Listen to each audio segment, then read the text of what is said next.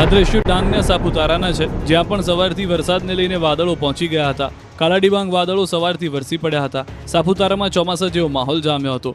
ધોધમાર વરસાદ પડતા રોડ પાણી થઈ ગયા હતા. વરસાદના કારણે ડાંગ જિલ્લાનું સૌંદર્ય સોળે કળાએ ખીલી ઉઠ્યું. સાપુતારાના ડુંગરો સાથે વાદળો વાતો કરતા હોય તેવા દ્રશ્યો સર્જાયા. અહીં એક માસથી વરસાદ પડતા પ્રકૃતિ સોળે કળાએ ખીલી ઉઠી છે. ગાઢ ધુમ્મસ અને રીમઝીમ વરસાદને કારણે સાપુતારામાં ઝીરો વિઝિબિલિટી જોવા મળી.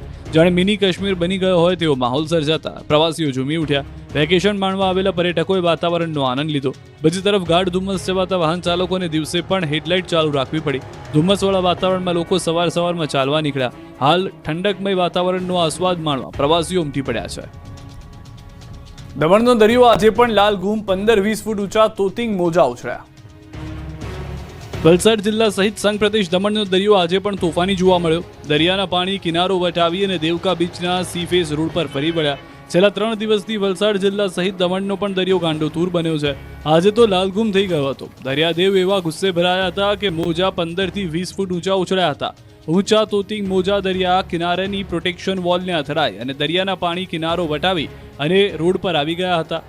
આથી પર્યટકોથી સતત ધમધમતો દમણનો દરિયો કિનારો ખાલી કમ જોવા મળ્યો. ઓછી સંખ્યામાં પર્યટકો જોવા મળ્યા. સલામતીના ભાગરૂપે દમણ પ્રશાસન દ્વારા લોકોને દરિયા કિનારાથી દૂર રહેવાનું સૂચન કરવામાં આવ્યું. આમ છતાં કેટલાક લોકો તોફાની મોજા સામે ઊભા રહી અને સેલ્ફી અને ફોટા લેતા પણ જોવા મળ્યા. ગુજરાતથી હજુ પણ ચોમાસું અંદાજે 150 કિલોમીટર દૂર. એ પહેલા 2 દિવસ તોફાની વરસાદની આગાહી. કેરળથી છલાંગ મારી મહારાષ્ટ્ર તો ચોમાસું પહોંચી ગયું છે, પણ મુંબઈથી પહોંચ્યા બાદ ચોમાસાની ગતિ મંદ પડી ગઈ છે. ચોમાસું આગળ વધતું અટકી ગયું હતું, પરંતુ હવે ચોમાસાના આગળ વધવાને લઈને મોટા સમાચાર આવ્યા છે. મધ્ય ભાગમાં ચોમાસું આગળ વધ્યું છે. છત્તીસગઢ ઓડિશામાં ચોમાસું બેઠું છે અને ગુજરાતથી હજુ પણ ચોમાસું અંદાજે 150 કિલોમીટર દૂર છે. ચોમાસા પહેલા હવામાન વિભાગે 2 દિવસ ભારે વરસાદની આગાહી કરી છે. 29 અને 30 મેના રોજ સૌરાષ્ટ્ર અને દક્ષિણ ગુજરાતમાં તોફાની પવન સાથે વરસાદ પડી શકે.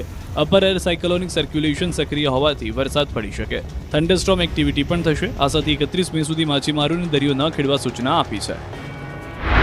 अगले 2 दिन तो कब का स्कैटर्ड रेनफॉल रहेगा राज्यों में, वो तो गुजरात रीजन और सौराष्ट्र कच्छ रीजन में. આ તરફ 10 જૂન આસપાસ ગુજરાતમાં બેસશે ચોમાસું. અંબાલાલ પટેલની ઘાતક આગાહી. ગુજરાતમાં ચોમાસું બેસવાનું કાઉન્ટડાઉન. હવે વાતાવરણમાં થશે મોટી ઉથલપાથલ. અંબાલાલ પટેલની તોફાની આગાહી. ગુજરાતમાં હવે ચોમાસાની આતુરતાપૂર્વક રાહ જોવાઈ રહી છે. ગમે ત્યારે ચોમાસું દસ્તક દેશે, જેની વચ્ચે ફરી એકવાર વાતાવરણમાં મોટી ઉથલપાથલ